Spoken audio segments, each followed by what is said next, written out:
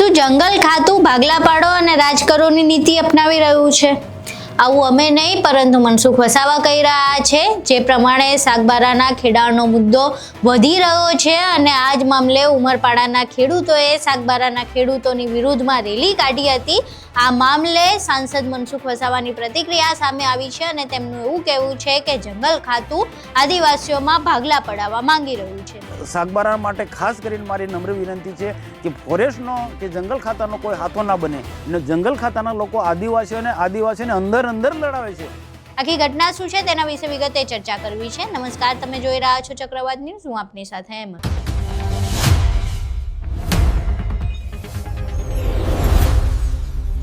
સાગબારાના ખોપી ગામનો જે ખેડાણનો મુદ્દો છે ક્યાંય અટકવાનું નામ નથી લઈ રહ્યો। આખી ઘટનાની વાત કરીએ તો જે ખેડાણની જે જમીનનો વિવાદ ચાલી રહ્યો છે ઉમરપાડા વિસ્તારમાં આવી રહ્યો છે, પરંતુ સાગબારાના ખેડૂતો છેલ્લા 20 વર્ષથી અહીંયા ખેતી કરી રહ્યા છે। સાગબારાના ખેડૂતોનું કહેવું છે કે અમારી પાસે ગ્રામસભાનો ઠરાવ છે, પરંતુ ઉમરપાડાના જે ખેડૂતો છે એ ના પાડે છે કે એમની પાસે કોઈ ઠરાવ નથી, એ ખોટો ઠરાવ છે। તો સાગબારાના ખેડૂતો વળતો જવાબ એવી રીતે આપી રહ્યા છે, તો પછી તમે 20 વર્ષથી ક્યાં હતા?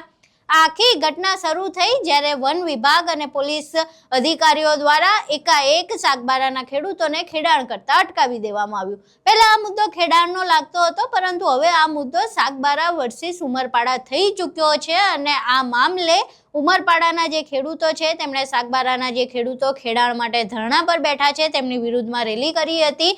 મામલતદારની કચેરીએ તેઓ આવેદનપત્ર આપવા માટે પહોંચ્યા હતા અને આખી ઘટના સામે આવ્યા બાદ સાંસદ મનસુખ વસાવાની પ્રતિક્રિયા સામે આવી છે, જેમાં તેઓ કહી રહ્યા છે કે આમાં જંગલ ખાતાનો જ હસ્તક્ષેપ છે અને જંગલ ખાતું આદિવાસીઓમાં ભાગલા પડાવી રહ્યું છે અને આદિવાસીઓને અંદરો અંદર લડાવી રહ્યું છે। અહીં સાંભળો સાંસદ મનસુખ વસાવા આખી ઘટનાને લઈને શું કહી રહ્યા છે। ગામના લોકો છેલ્લા 20 વર્ષથી જંગલની જમીન ખેડે છે ઉમરપાડા તાલુકાના બોર્ડર પર।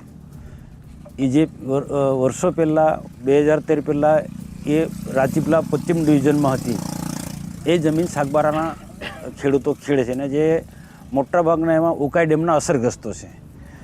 તો જંગલ ખાતાએ જે તે વખતે અથવા તો ઉમરપાડા તાલુકાના લોકોએ જે તે વખતે આમને રોયકાના ખેડાણ કરતા અને 20 વર્ષ પછી આ જમીન સરસ બનાવી, ખેતીલાયક બનાવી, સારામાં સારી ખેતી કરતા થયા પછી આ જંગલ ખાતાના લોકો છેલ્લા 2 વર્ષથી આ ખેડાણ કરતાં એમણે સાગબારાના ખેડૂતોને અટકાયા છે।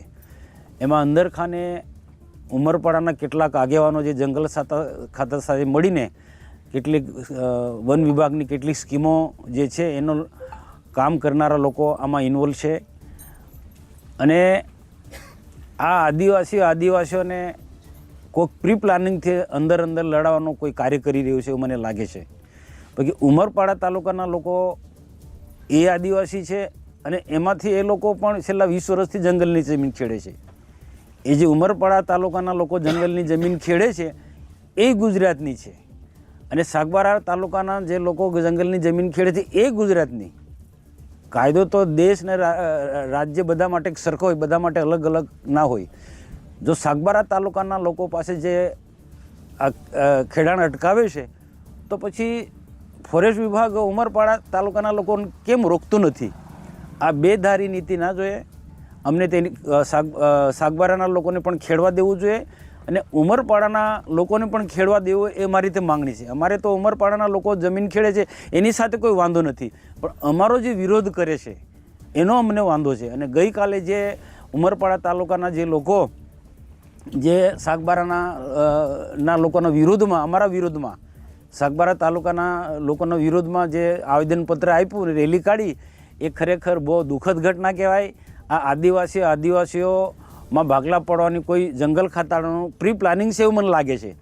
અને એ જે રેલીમાં મોટાભાગના જે લોકો ગયા એમાં પણ જંગલ ખાતાના બીટગાર્ડથી માંડીને, વન સમિતિના માંડીને, આરએફઓથી માંડીને બધા જ લોકોએ બહુ પ્રયત્ન કર્યા, એટલે આ રેલી નું મોટું સ્વરૂપ ધારણ કર્યું। અને જો આ જ પ્રકારનું જો થશે તો આવનારા દિવસોમાં આદિવાસીઓને અંદર લડાવવાના કેટલાક લોકો જે પ્લાનિંગ છે એમાં સક્સેસ થશે। તો ઉમરપાડા તાલુકાના લોકોને પણ મારી વિનંતી છે, ભાઈ તમે આદિવાસી છો અમે આદિવાસીઓ બધા આદિવાસીઓ એક હળીમળીને આપણે જીવીએ.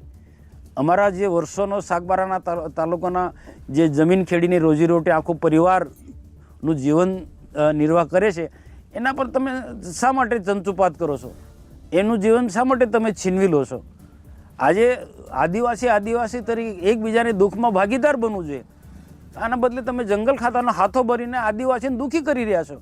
આમાંથી કુદરત પણ રાજી ના રહે, દેમોંગરા માતા પણ તમારાથી રાજી ના રહે, ભાતુજી મહારાજ પણ તમારાથી રાજી ના રહે. ભાતુજી મહારાજના તમે ભગત છો બધા. ભાતીજી મહારાજ તો બધા દુખિયાનો મદદે ગયા છે, ગાયોનો વારે ગયા છે. તો આ બધા બિચારા આદિવાસીઓ ગાય બરાબર છે. આ બધા સાગબારા તાલુકાના જે બધા લોકો એ ગાય બરાબર છે. તો તમને ખરેખર આદિવાસી થઈને એમને મદદ કરવું જોઈએ, જંગલ ખાતાના હાથો ન બનવો જોઈએ. અને હું તો કહું આખા ગુજરાતના જ બધા આદિવાસીઓને, આ બધા આગેવાનોને કહું છું કે ભાઈ આ જે પ્રશ્ન છે એ બહુ ગંભીર પ્રકારનો પ્રશ્ન છે, આખો સેન્સિટિવ પ્રશ્ન છે. તો આમાં રાજનીતિ આપણે કોઈ લાવવી નહીં જોઈએ. અને જે સાગબારાના નાલ ખોપીને એને 10-12 ગામના લોકો જે વર્ષોથી 20 વર્ષ પહેલાંથી જંગલની જમીન ખેડે છે, તો એમને બધાએ જ ભેગા થઈને, એક આદિવાસી તરીકે બધાએ ભેગા થઈને એને સમર્થન કરવું જોઈએ. ટીકા ટિપ્પણીમાં પડ્યા કરતાં, રાજનીતિ કરવા કરતાં આને આદિવાસીઓનો આખો પ્રશ્ન જો ગૂંચવાયેલો છે. અને જંગલ ખાતાના લોકો આદિવાસીઓને અંદર લડાવે છે.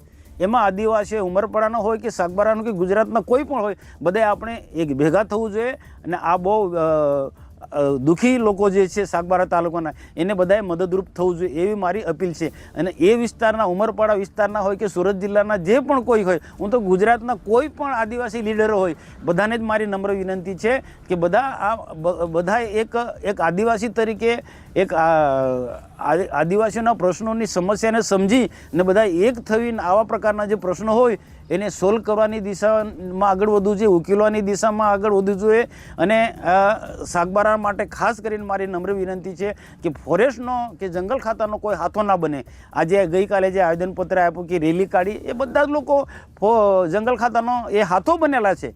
મેં એક વખત અહીંયા જ દાખલો એક આપ્યો હતો કે એક આદિવાસી એક ભારામાં રહીશું તો આપણી તાકાતને કોઈ તોડી ના શકે, પરંતુ ભારો છૂટી ગયા પછી અલગ અલગ વિભાજિત થઈ જઈશું. તો આજે સાગબારાનો વારો છે, કાલે ઉમરપાડાનો, પછી બીજા દિવસે. એટલે આદિવાસીઓને આ અલગ અલગ કરી અને વન ખાતાના લોકો અને બીજા કેટલાક વિજ્ઞાન સંતિષી લોકો આદિવાસીઓમાં ભાગલા પડાવવાના પ્રયત્નો કરી રહ્યા છે. એની કાળજી રાખે અને આદિવાસી એક થઈને આપણા આદિવાસીઓને જે પ્રશ્નો છે એ આપણે ઉકેલવાની દિશામાં આગળ જઈએ. આજે સાગબારાના તાલુકોના આજે ધરણાને આજે 8મો દિવસ થાય છે. તો ખરેખર જે જવાબદાર લોકો છે, આ સાથે જોડાયેલા બધા જ લોકો, વન વિભાગના લોકોને અથવા તો બીજા કોઈ પણ લોકોને મારી વિનંતી છે કે હવે આ લોકોને ધીરજ ખૂટી છે. આમાં કંઈક ને કંઈ રીતના સમાધાનનો રસ્તો કાઢવો જોઈએ. અને અથવા તો આ લોકોને જે વર્ષોથી ખેડતા આવ્યા છે એ ખેડાણ ચાલુ કરી દેવડાવવું જોઈએ. જંગલની જમીનો સનદ આપવી કે એ પ્રશ્ન પછીની વાત પછી છે, પણ જે છેલ્લા 2 વર્ષથી ખેડાણ કરવાના આ લોકોને અટકાયા છે એ ખેડાણ કરવાનું કાર્યવાહી અમને એમાં ચાલુ કરવા દેવું જોઈએ. અને કોઈ જાતના રોકટોક વગર અમને પણ જે સુરત જિલ્લાના ઉમરપાડા તાલુકાના લોકો ખેડે છે આદિવાસીઓ, તો આ સાગબારા તાલુકાના આદિવાસીઓને પણ જંગલની જમીન ખેડવા દેવી જોઈએ. અહીં તમે મનસુખ વસાવાને સાંભળ્યા. હવે આખી ઘટનાને લઈને મનસુખ વસાવા મુખ્યમંત્રી સુધી પહોંચ્યા હતા. 15 તારીખ પછી નિર્ણય લેવાની વાત કરી છે. આજે 15 તારીખ થઈ છે. સાગબારામાં પણ ધરણા થઈ રહ્યા છે, ઉમરપાડામાં પણ વિરોધ થઈ રહ્યો છે. એટલે ક્યાંક ને ક્યાંક જે આદિવાસીની એકતા આજથી 1 મહિના પહેલા ખૂબ વખણાતી હતી, એ એકતા ક્યાંક તૂટતી જોવા મળી રહી છે. અને એક બાજુ સાગબારાના ખેડૂતો છે, એક બાજુ ઉમરપાડાના ખેડૂતો છે. અને આ મામલે કોઈ પણ નિરાકરણ લાવતું નથી અને આ મામલે કોઈ પણ આદિવાસી ઝૂકવા પણ તૈયાર નથી. હવે આખી ઘટના જે સાગબારા વર્સિસ ઉમરપાડા થઈ ચૂકી છે, ક્યાં જઈને અટકે છે? અને જો આ મામલે કોઈને પણ ઝૂકવાનું આવે છે તો તેના રાજકીય પાસાઓ શું હશે તે પણ એક મહત્વની બાબત છે. આખી ઘટના તમે જોઈ, સાંસદ મનસુખ વસાવાએ જે કહ્યું એ પણ તમે સાંભળ્યું. તમને શું લાગે છે, શું હકીકતમાં જંગલ ખાતા દ્વારા આ પ્રમાણે આદિવાસીઓમાં ભાગલા પડાવવામાં આવતા હશે? તમારા મંતવ્યો અમને કોમેન્ટ બોક્સમાં જરૂર જણાવજો. આખો જે ખેડાણનો મુદ્દો છે એના વિશે તમારું શું માનવું છે પણ અમને કોમેન્ટ બોક્સમાં જરૂર જણાવજો. વિડીયો પસંદ આવ્યો હોય તો વિડીયોને લાઇક કરજો, શેર કરજો અને અમારી ચેનલને સબસ્ક્રાઇબ કરવાનું ભૂલશો નહીં. નમસ્કાર.